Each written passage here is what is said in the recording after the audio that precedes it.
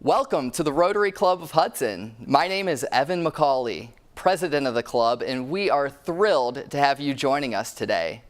This meeting broadcast is available on HCTV as well as our Rotary of Hudson YouTube channel.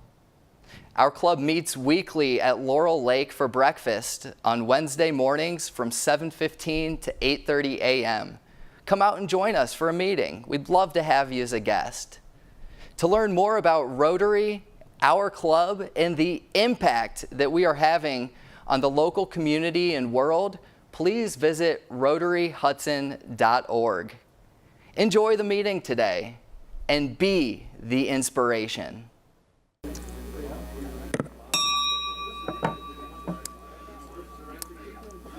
Good morning, Rotarians and guests. Welcome to our February 20, 2019 edition of the Rotary Club of Hudson weekly meeting.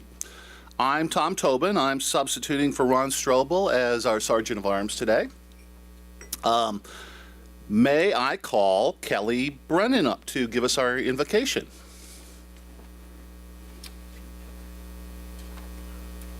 Good morning, everyone.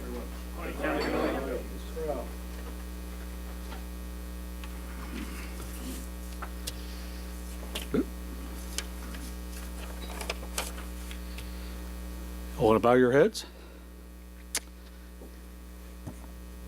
Short.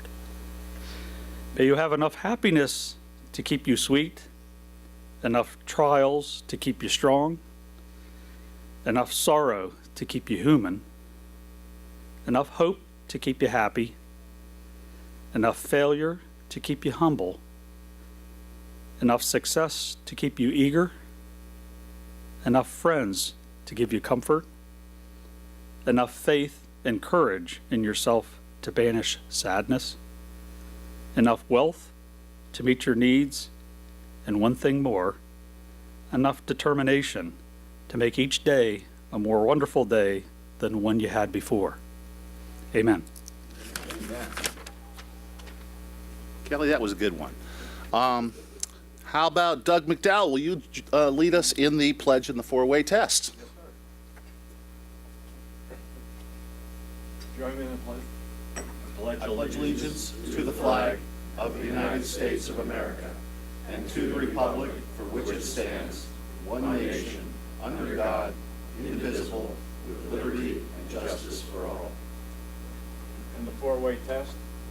First, Is it the truth? Second, Is it fair to all concerned? third, Will it build goodwill and better friendships? fourth.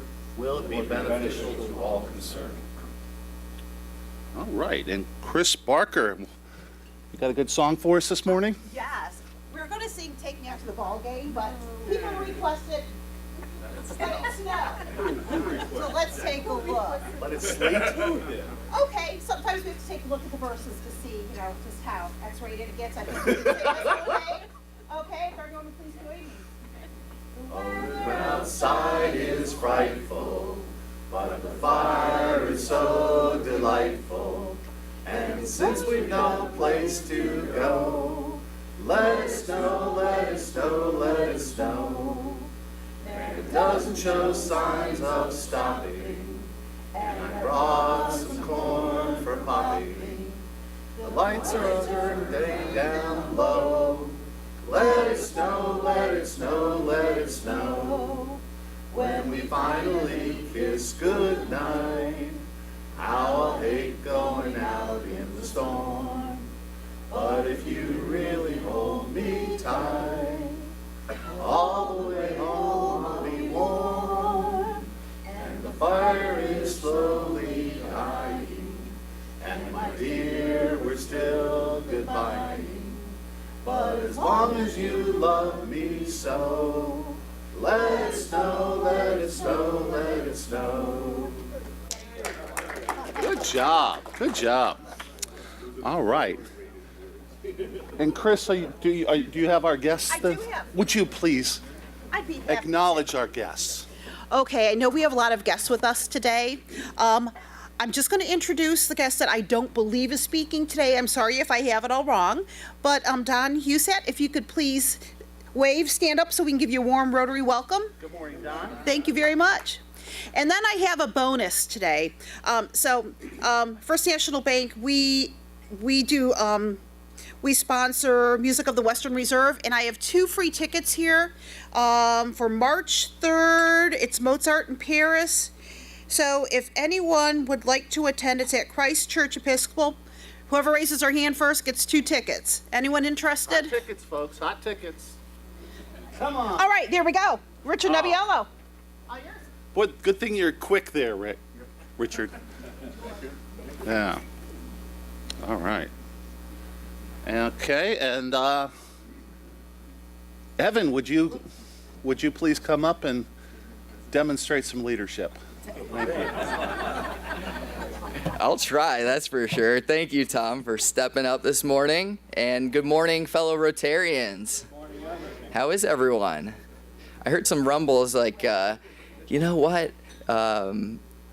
Wednesday mornings are always bad weather. You know, throughout the week it's fine, but then Wednesday morning comes and boom, we've got the snow. So I don't know if there's a jinx out there, but thank you for being here. We've got a great crowd. Just a couple of announcements, and we're going to get right into an exciting program this morning. Rotary's 114th birthday is coming up on February 23rd. So I think that that's a pretty unique number, 114, and it would certainly make sense to maybe consider an additional gift to the Rotary Foundation of $114 maybe for the 2019 year. So maybe think about that a little bit. And I've mentioned a couple times the district conference coming up. I've got one special exciting update for that. On April 12th, there's a luncheon. It's a Friday afternoon, and we're going to be honoring one of our fellow members.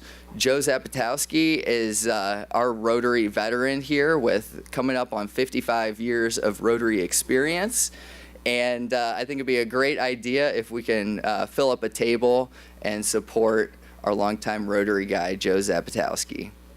Let me know if you can make it and join me. Other than that, do we have any updates or announcements that need to be shared with the group? Wonderful. Well, I'm going to call up Dan Williams to kick off the first part of our program today. Thanks, Ellen.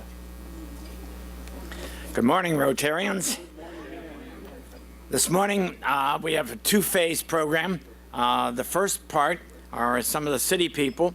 We have Tom Sheraton, who's our assistant city manager and used to be city engineer. Jerry Varnes, who I think most of you know, is our fire chief, EMS chief. And Rhonda Kadish, who is a communication and special events coordinator. And they want to talk, and then Don Husat from representing Hudson Heritage is going to have a couple comments to make. But what we're doing today is talking about the wireless fire detection system for historic Main Street. And I think Tom is going to kick it off.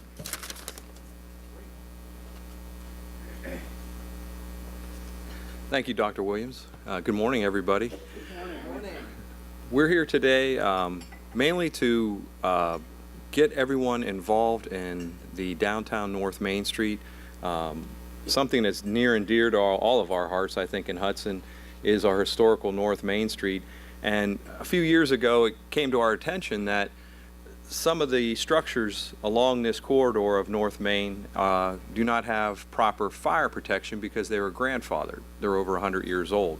And Chief Varnes can go into more of that in detail here in a minute. But I just wanted to kind of lay out to everybody why we're here today, and that is mainly, I'm here as a private citizen, just that I have some background that I'm able to bring all things together in a sense. Happy to coordinate, but it's kind of an all or nothing with this. We want to make everyone aware, and we're looking for the Rotary support in this program. And again, we need to have all the businesses in these historical blocks involved in this in order for it to work properly. And as I mentioned, the chief will get into that here in a second.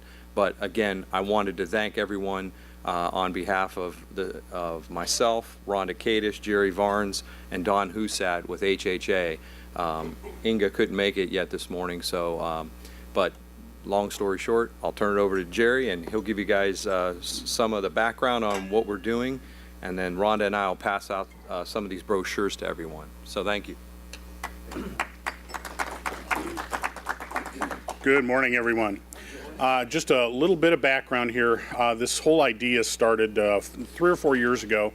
Don had invited me to come speak to HHA, and one of the questions from the audience is, what is one of the areas in Hudson that worries me, that concerns me the most about fire safety in Hudson? And off the top of my head, the first thing that came to my mind was, and the question was, that I can do anything about. And it was the historic Main Street area burning. It was not long after the devastating Garrettsville fire, and so it was kind of fresh on my mind, and it was one of those things that I mentioned that kind of keeps me up at night sometimes thinking about it. And so I started talking about it, and then I did a little bit more research. So I went back and I thought, what really is the flavor of Hudson? What identifies Hudson? If you look at just about every photograph of the town, if it doesn't have the town hall in it, it has the historic Main Street block. Almost everything that we have that's associated with the history of this town has to do with that area. And it's one of the things that is in our grasp to do something about. I can't do anything about earthquakes, tornadoes, plane crashes, train crashes, nothing I can do about those. But this is something that we can make an improvement upon. Jim, if you can go to the next slide, please. Here's a view. We actually have a photograph. Back in 1892, all of Main Street burned to the ground. Okay, perfect. Perfect. All of Main Street burned to the ground. Basically, there was a saloon there, and a gentleman came out, dropped his cigar in the hay, burned it to the ground from Park Lane all the way to Clinton Street. So Saywells to Route 303, gone. And the clock tower wasn't even built yet. The actual location, you can see the small note there where the clock tower is going to be. So this is that view looking north. And there was nothing that could be done about it. These were all wooden buildings that were interconnected, and there was just no way to stop it. And if Mother Nature hadn't done her job, it would have just continued on up into the residential. But it did stop. We had another fire downtown in 1940. That was directly across the street from where the clock tower is. And that store right next to the Kroger store, the entire upper floor of that burned down. There were residential apartments in there at the time and some smaller businesses, and they were all burned out. And then more recently, this is the one that I was at when I first started on the fire department. We call it the Great Curiosity Shop Fire. The building is still there, thank goodness. Fire protection had improved a little bit. We had a lot of help from a bunch of neighbors, and we were able to stop that fire from burning down Main Street. But it was a very challenging fire to put out, and fortunately only 3 buildings were severely damaged rather than the whole block, and that was in 1979. And just a couple of the more recent ones, Garrettsville, you probably all read about that, the significance. I mean, look at the assets and resources that had to be used to put out that fire in Garrettsville. They still don't know what started that fire. They know that it had something to do with work on the roof. A hot tar roof had been installed, equipment was there for that, but they can't prove what it was. And it basically burned their downtown to the ground. Great fire department. I know the chief over there. Great guys. They did everything that they could, but even with modern technology, they couldn't stop it. There was nothing that they could do. And then even more recently, February 1st of this year, downtown Ravenna. You can see the smoke and the damage, and they were fortunate that they actually had a basic fire alarm system in a couple of the apartments upstairs on the 3rd floor, or I guess you would call that the 4th floor. And so they were made aware of it, notified it, and they were able to stop the block from burning down. So it really points out what early detection and early notification has to do with stopping a devastating fire. Here's why we're here. Take a look at this map. Everything in red in that Main Street corridor has no fire detection in it at all. Nothing. So if there's a fire there and there's not a human being there to call, we're not aware.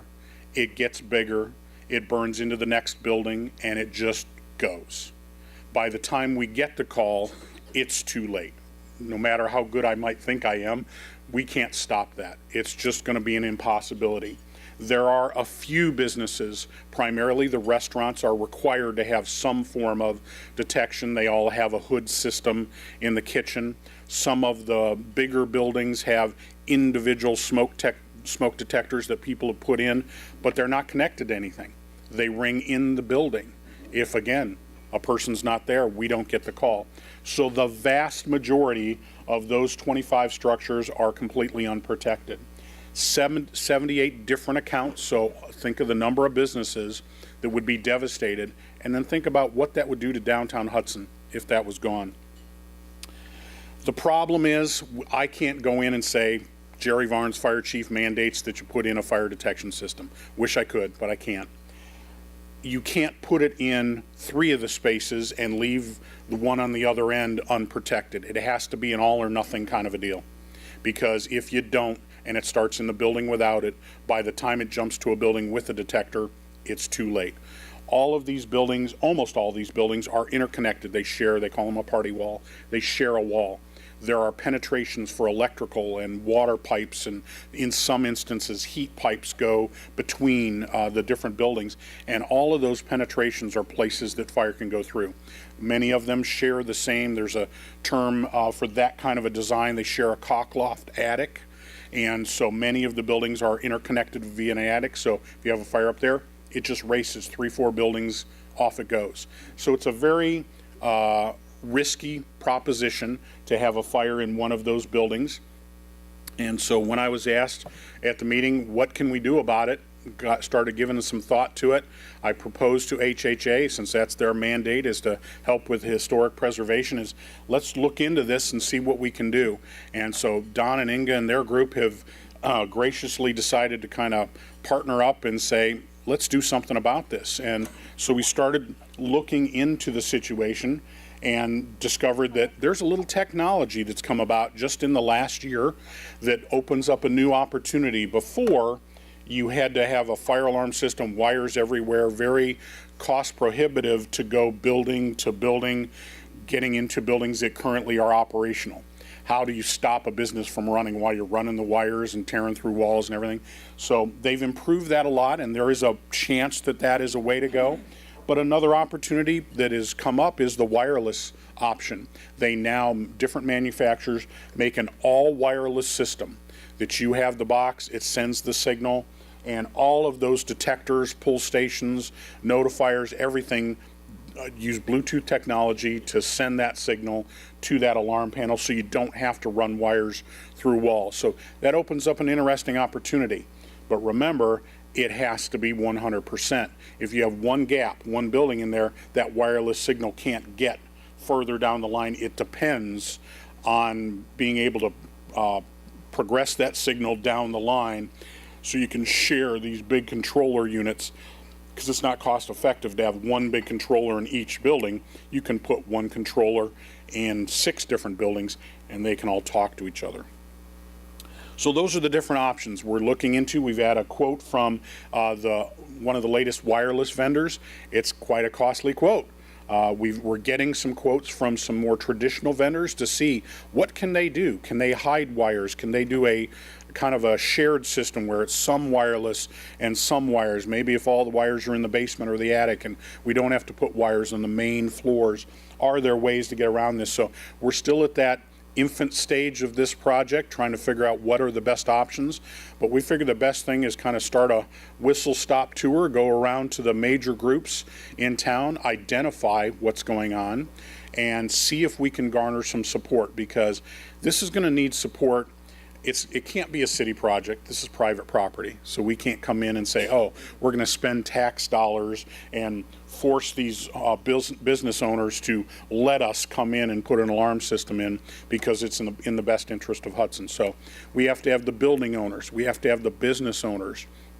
And we thought, why not reach out to the public, private sector, make sure they're aware of what's going on, and see if we can get some group support, whether it's in the form of a letter supporting the idea, whether it's in the form of some funds, some ideas. We've got some very smart people in this room, and Rhonda's kind of forte is going out there and writing grants, so being able to garner some grant requests and try to see if we can get support through that. Along with the participation of the building owners and the business owners and the private sector. So that's truly why we're here. Hudson Heritage was the first group to step up, and we're here asking to see, in whatever form your group is comfortable, we'd like to see if we can garner some support from you. If there are people that want to actually participate and be part of it, you can join into the group, and we're going around, not as my job as the fire chief, but as a private citizen, like Tom said, and Rhonda. We're doing this on our own because it's the best thing that we can think of for Hudson in the historic district that we can potentially do something about. So that's why we're here. So I'd like maybe to propose that you talk about it, think about it amongst yourselves, and we would love a letter of support. We're going around to the other Rotary group, to Kiwanis, to other groups, and kind of sharing the same kind of information. And if we can get enough public and private support for this, then I think we have a chance, because when you're talking in the hundreds of thousands of dollars to make something like this happen, not something my checkbook would support. So we're going to need a lot of people and organizations and smarts to make this happen, to actually pull it off. So that's where we're at. We need your help. It's everything that I've talked about. If we can collaborate with, whether it's ideas, actual bodies on the committee, contributions, letter of support, endorsing the project, whatever we can do, that's what we're here for. So I think I've beat that horse pretty well. We can answer any questions. Does anybody have anything that I didn't cover? Okay, do you want to do questions first, or Don, do you want to come up now? What would you? You want to come up, Don, real quick, and then we'll take any questions. You want Don. Get enough Don. Thank you. As the chief said, Hudson Heritage has been very interested in this for a long time. Hudson Heritage was founded in 1962 with the express purpose of preserving Hudson's historic architecture and buildings. And I'm not going to give you, obviously, the whole history in a minute, but at that time, the building that was the First National Bank at 5 Aurora Street was threatened with demolition. That led to the formation of Hudson Heritage, and ever since then we have wanted to ensure that Hudson's beautiful historic assets are preserved. That is why, obviously, we are so much in support of this initiative.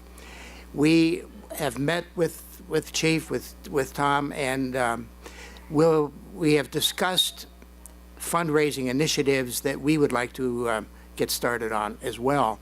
We have no specific plans at this point, but we're getting to the point now, as the community is becoming more and more aware of the need and of the things that can be done, that we will start to actually implement some fundraising initiatives. So I thank you in advance for your support. I know Rotary is very much involved in Hudson, and we very much appreciate anything that your organization can do for us. Thank you. How about some questions? Anyone have any questions we can I got answer? a couple. First of all, you said there were 78 businesses. Do you know how many actual building owners there are? I'm told it's about 25 separate Yeah. buildings, but I believe it's 20 or 21 separate building owners. So, and I would assume that the companies insuring those buildings would be supportive of having a system in there. Depends on the insurance company, actually. We did some checking, and not all insurance companies give discounts if you have an alarm system. Some do. It's not substantial. It's the most we could find was a 10% discount. So if you're investing to invest a private individual system, you could be spending $12,000, $15,000, $20,000 depending on the size of the building. How long would it take you to make that up? It's something that not every building owner can afford to do. Yes.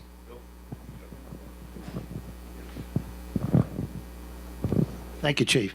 I'm a recovering risk manager, and I found some of the best ideas came came from talking with my insurance carrier, not about reducing the cost for the premium, but really working with our loss engineers. Because you're not the first person that's faced this, and they're facing it day in and day out.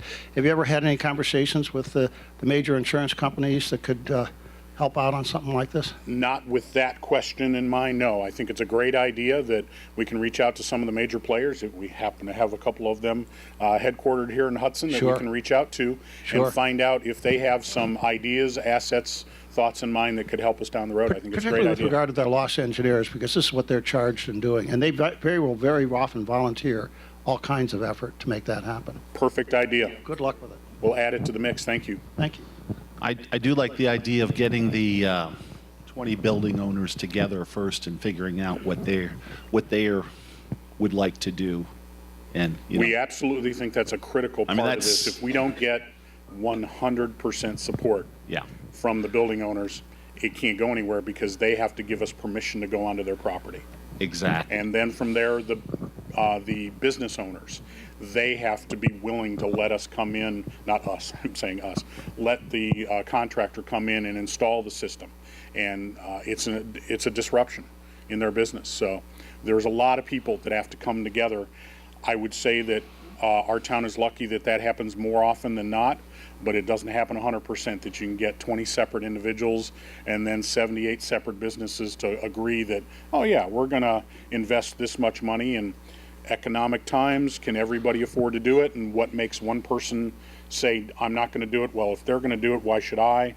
Well, I think that's where, Hudson Heritage could probably play a role is in if you can help them identify who those owners are and we do have that list already. You're already working on that. There's one technical. We're going to have to wrap it up because we have another speaker. So then I'll short question time. No, I can do it afterward. Okay.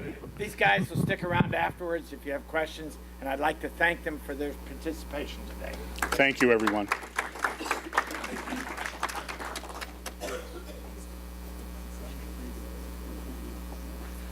Thank you for what you're working on to keep us safe. I think it's a great initiative, and I think it's important that you mentioned that you all are doing this as private citizens, not as the fire chief. So let's give them another round of applause for keeping us safe.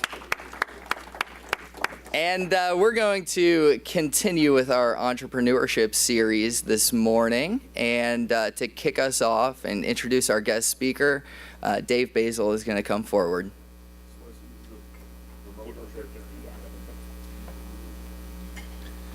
Thank you, Evan. Just a real quick note. Thank you to the chief, Tom, Don, Rhonda for being here this morning. Protecting Main Street is very critical. I mean, if we can protect that, that will be one of the true legacies for this generation of Hudsonites. So kudos. Thank you for being the leaders in that effort. Well, as Evan indicated, we are continuing our entrepreneurship, and I am honored and really excited to introduce today's speaker. Deborah Hoover is the president and CEO of the Burton D. Morgan Foundation, one of the premier foundations in Northeast Ohio, America, and it is headquartered here in Hudson. It is Northeast Ohio's philanthropic champion for entrepreneurial spirit, and it seeks to build the entrepreneurial mindset in students through educational and experiential opportunities that target problem solving and innovation skills. For adult entrepreneurs, the foundation works with its ecosystem partners to provide new ventures and their founders with access to knowledge, mentors, and financing. Ms. Hoover received the Northeast Ohio EY Entrepreneur of the Year Award in 2014 in the Educational Services and Nonprofit category, and she serves on the Team Neo board and as board chair of the Bounce Innovation Hub in Akron. She also serves on the national board of Candid, which is a global organization dedicated to sharing information and insights that fuel deeper impact in the social sector. Ms. Hoover earned her Bachelor of Arts from Williams College, a Master of Arts in Art History from the University of Chicago, and a JD degree, her law degree, from the George Washington University National Law Center. She is a member of the Bar of District of Columbia, New Hampshire, and Ohio, and also holds an honorary doctorate of humane letters from Baldwin Wallace. She received a second master's degree in cultural history from Kent State in December of 2018. Very, very accomplished and energetic. Please join me in giving a warm Rotary welcome to Deborah Hoover.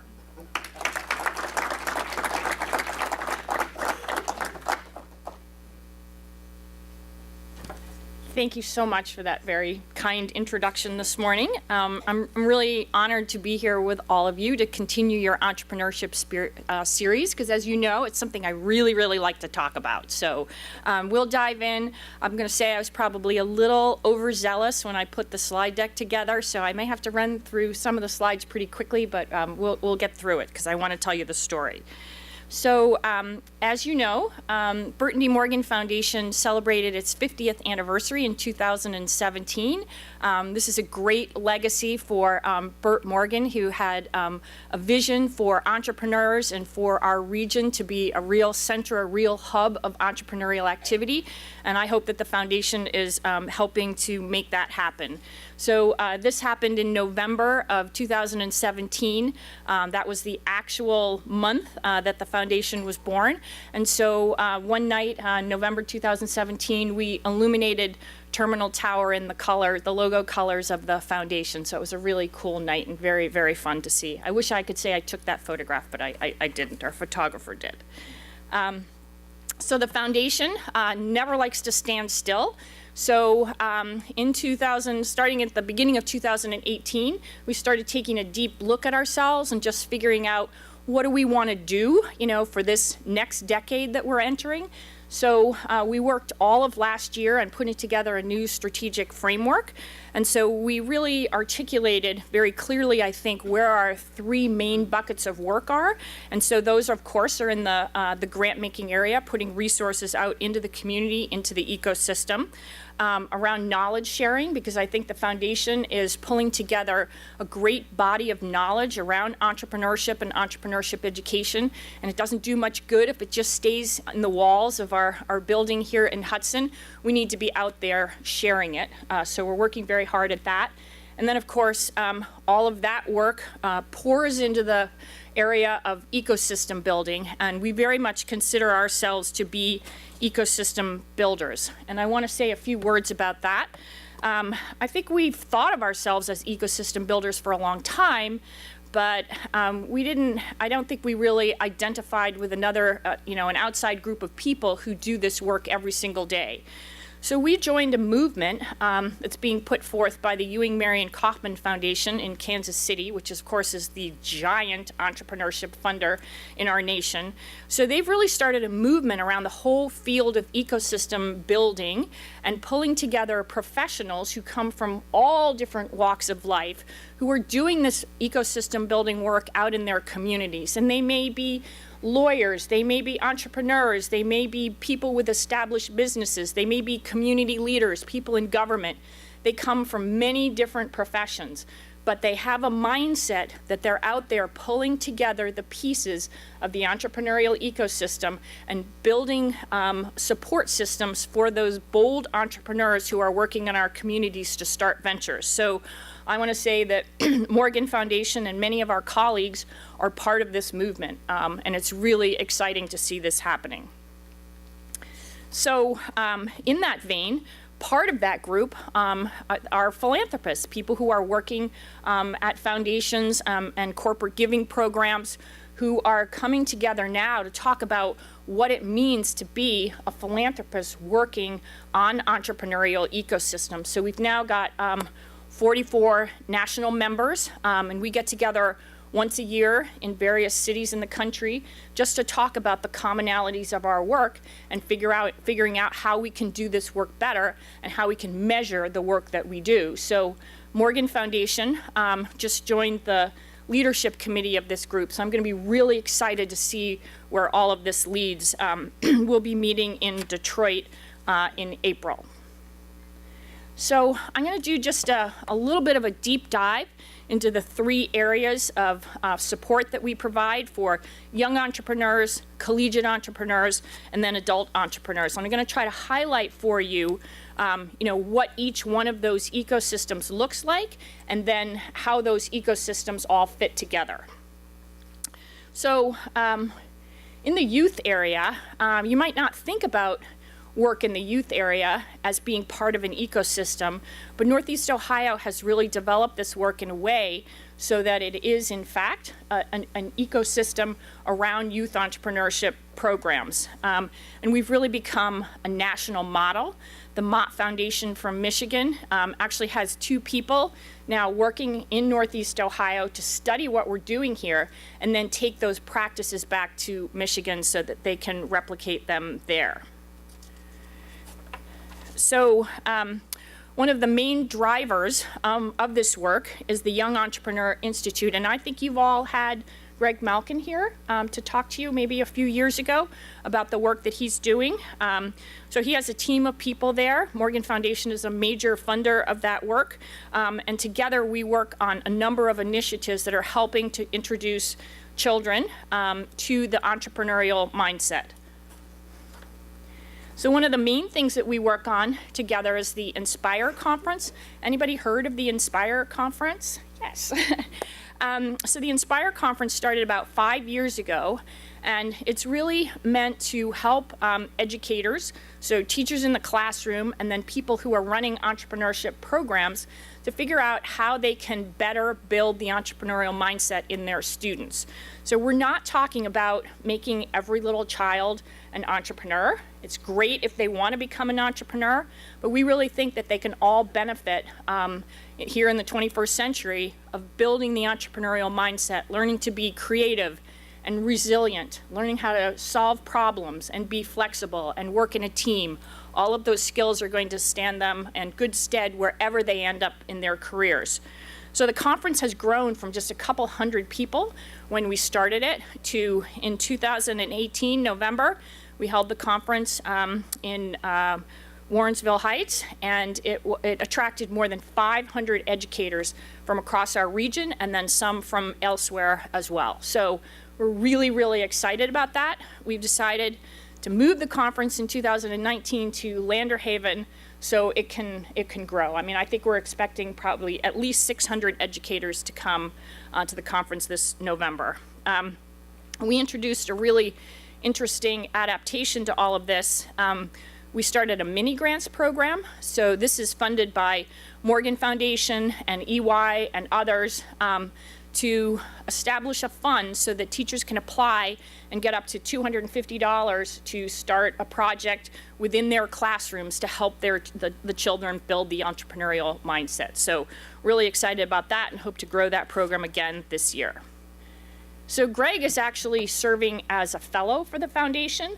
So he's helping us with that knowledge dissemination, knowledge sharing, helping us to figure out metrics, helping us to figure out where we've got gaps in our youth ecosystem that we can fill in the future. So we're very excited about that relationship and where it's going to lead.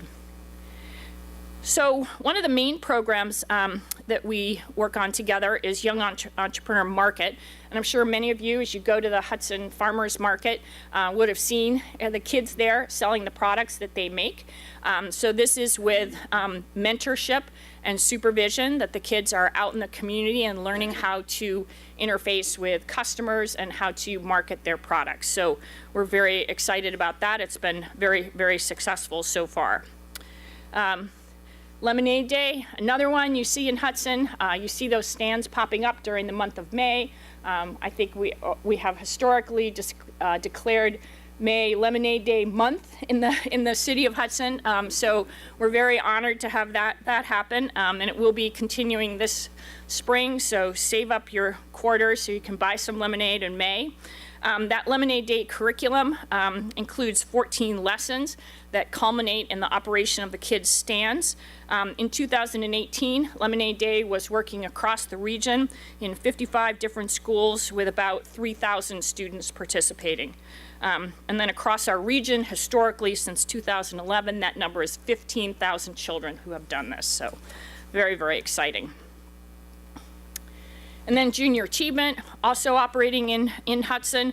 We've got 4 JA organizations across our region. This is very unusual to have such a concentration of JAs in one region. So Morgan Foundation, with an ecosystem mindset, has been looking at those 4 JAs, working with them, funding them, and bringing them together for peer-to-peer learning so that they're comparing notes, learning from each other, and working toward having some more standardized measurements of the progress that the children are making. So this is actually attracting the attention of JA USA. So again, it speaks to Northeast Ohio being kind of a laboratory and incubator in this youth entrepreneurship space. And then in that same vein, Ohio Grown Camp Invention out of the National Inventors Hall of Fame. This is operating across the United States and includes their flagship program, Camp Invention, which is a week-long summer program. I'm sure kids from your families have participated in this program. I know mine did. They loved it. And then these kids are, they have the take apart exercise where they take things apart and put them back together in a new invention. They're learning problem solving all around STEM concepts, and then this is coupled with entrepreneurship education. And we were really the ones who pushed Camp Invention to introduce that entrepreneurship education component, and now that has gone nationwide. And then Western Reserve Historical Society, well, they participate in Young Entrepreneur Institute events. This is a separate program now for 4th, 5th, and 6th graders, experimenting with a program in 7th grade, taking advantage of all of the resources that we have at the History Center at University Circle and then at Hale Farm to teach kids about the history and really vibrant world of entrepreneurship that we've had here in Northeast Ohio so that they can see how this would possibly fit into their lives moving forward. This program, largely funded by Morgan Foundation and then by fundraising events, is now involving more than 500 students in the Cleveland Metropolitan School District.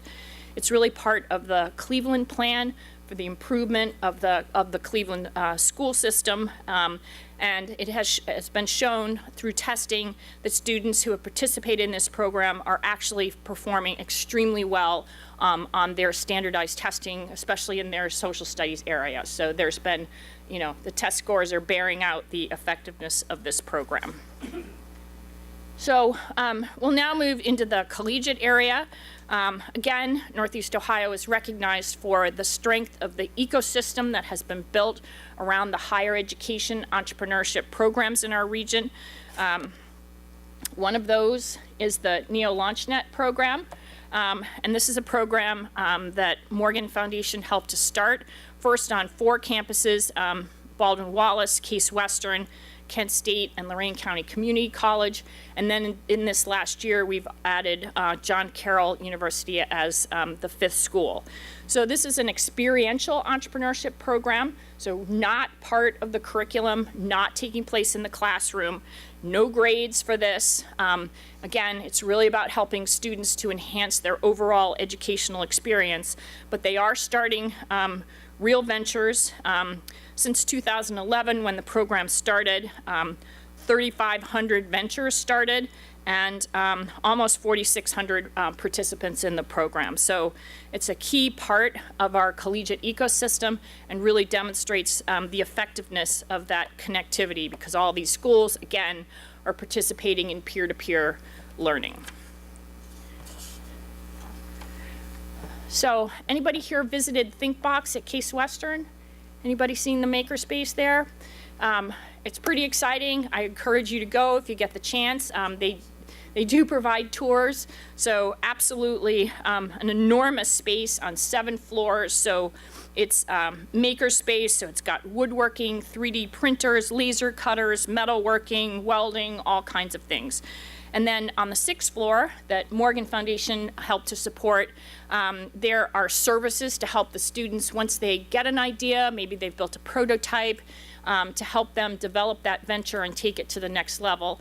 And that includes an intellectual property clinic as well, so they can have access to legal expertise to protect whatever it is that they're working on. Let's see here. So I want to just point to Kent State University. They've been a real standout in terms of hackathons. Hackathons are when students come together over the course of a weekend. I think they barely sleep, they eat a lot of donuts, and they come up with an idea that their team generates, and they really take that idea very far along in the course of the weekend.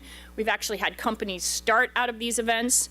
Kent State's been very good about putting together hackathons that are interdisciplinary. So we've got the Fashion Tech Hackathon that grew out of the renowned fashion school at Kent State, and then Sky Hack that was put on in 2017 and will happen again this year, that brings together students from the aviation school, but with students from across the campus and students from many other campuses across the United States. So I think kudos to Kent State for pushing this idea forward. What's our timing here? How are we doing? 10 minutes, okay. I'm gonna have to speed it up a little. I told you, I just get too excited. Northeast Ohio Student Venture Fund. This is providing experiential learning around the whole idea of due diligence for making investments. So teaching students about angel and venture investing. So 6 schools participating in this, 750 students so far, 150 startups reviewed, 16 companies funded, and those companies have brought in more than $8.5 million in follow-on funding. So this has been run out of University of Akron, but involves, it's also Kent State and Notre Dame and College of Worcester and Case Western. So just so you're aware of that. I'm gonna speed it up just a little bit. Again, Jumpstart Higher Ed. This is peer-to-peer learning for 20 plus of our colleges across the United States, or across the region. They get together 5 times a year for peer-to-peer learning. I would encourage you, if you want to just take a look at what's happening in collegiate entrepreneurship. Hudson Community Television comes and films these panels.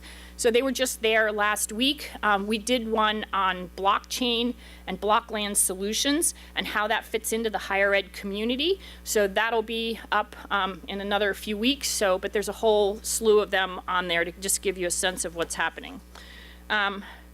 Jumpstart Higher Ed helped us put on this symposium last November, where we brought in schools from across the country to see what we're doing in collegiate entrepreneurship.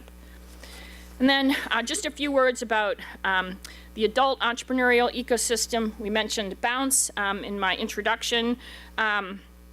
Akron is really standing up its entrepreneurial ecosystem in a major way. There's so much happening in Akron. I just encourage you to go down there and explore.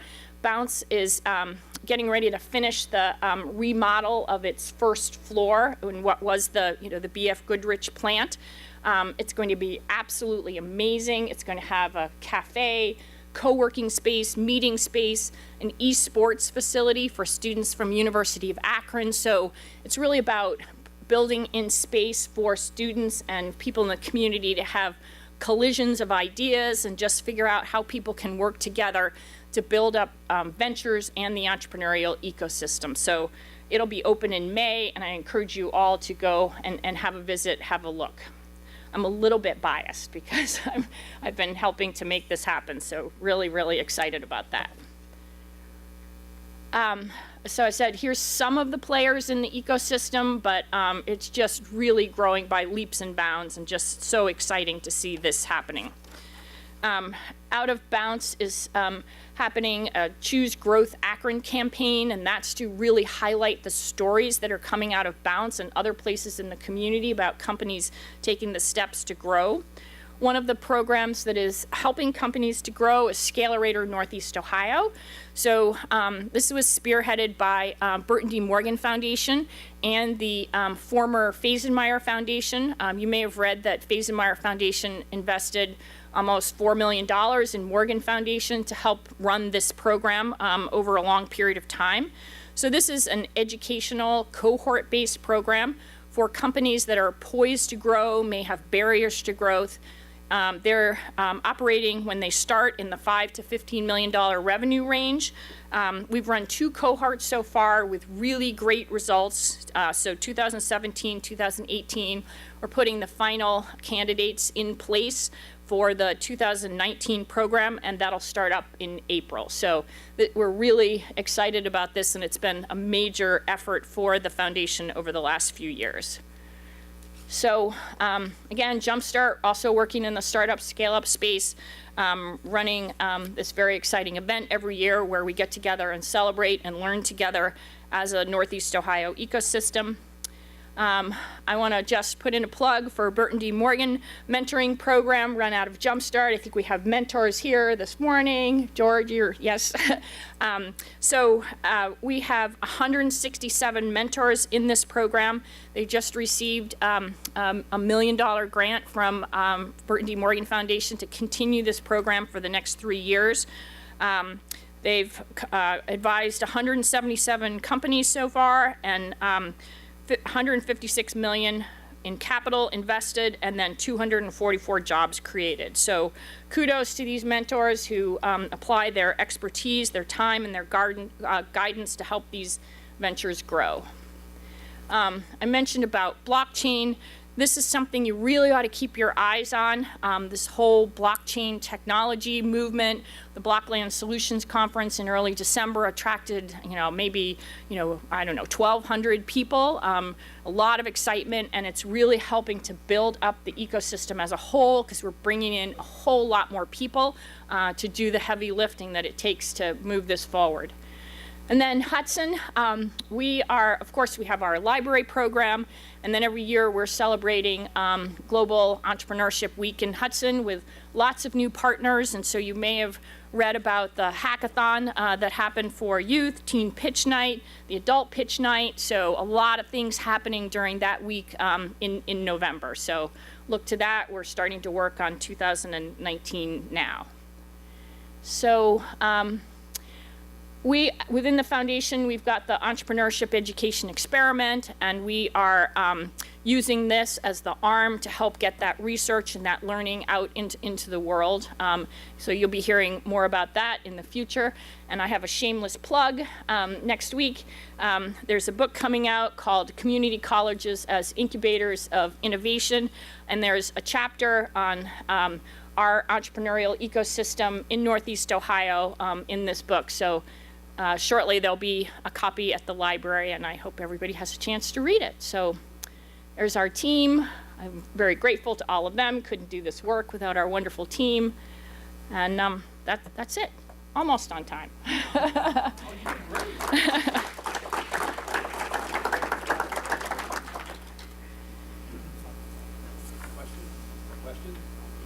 What would be some examples of businesses that have grown from your various activities? I think everybody heard about the Cover My Meds exit. So that was a company that was grown here in Northeast Ohio.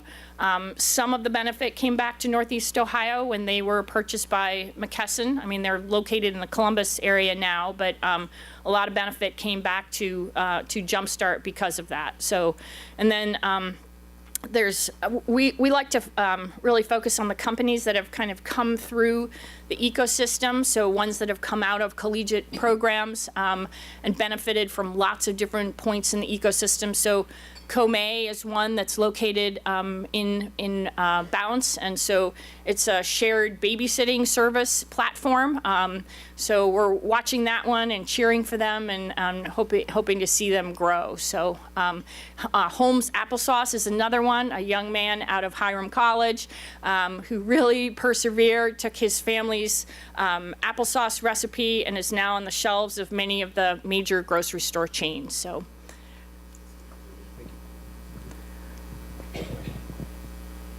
Always dangerous to speak in generalities, but can you tell us if there's a kind of a common thread, a challenge or a barrier for a company that has started out, they're doing well, but trying to take that next leap, take that next step?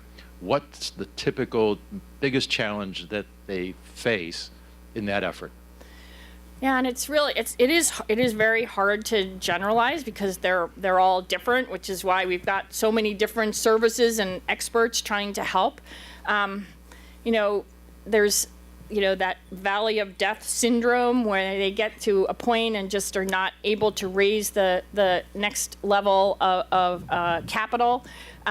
We've also seen instances where this happens particularly with student ventures where very trusting in the beginning with their teammates and don't put the proper protections in place in terms of the structure, and then they get to a point where things get really serious and they don't have the proper procedures in place to navigate that leap, and then the team falls apart. And we've had this happen at some very inopportune moments, and so that was one of the reasons that we put the IP Venture Clinic in place. It provides not only the IP protection, but also that structural and procedural protection as well. So there's just a lot of different ways that things can go off the rails, but when you invest all of this time and money and effort to bring a company along, we want to be there to help solve those problems so that they can continue. Any other questions? All right. Well, thank you very much for having me this morning.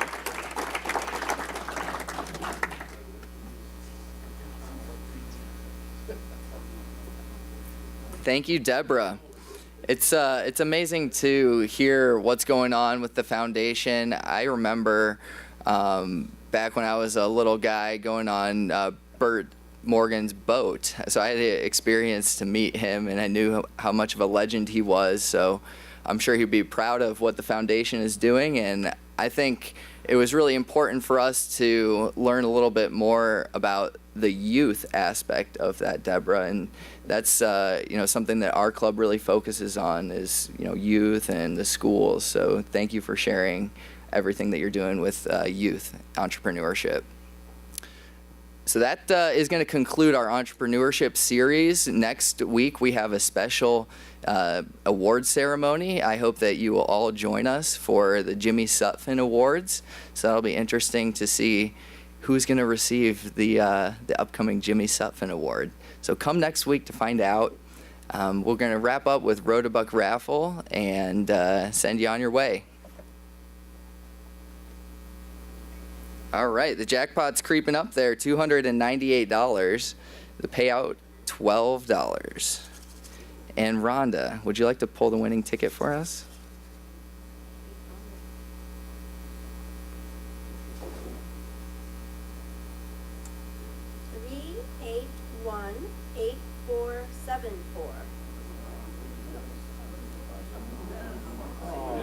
You'll have one friend at least. All right, 8474, Den Rich, congratulations.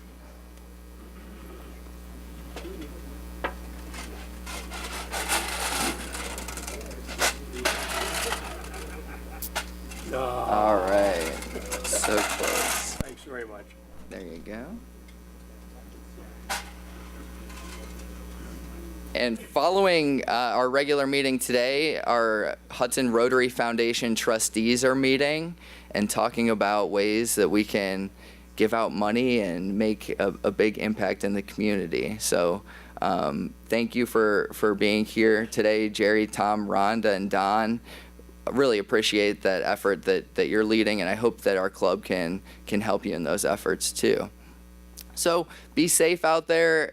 No more Wednesday curses, Pat. It's going to be a beautiful, bright, shiny Wednesday next week for the Jimmy Sutphin Awards. I'm confident of it. With that, continue out there in the community to be the inspiration, and have a great day.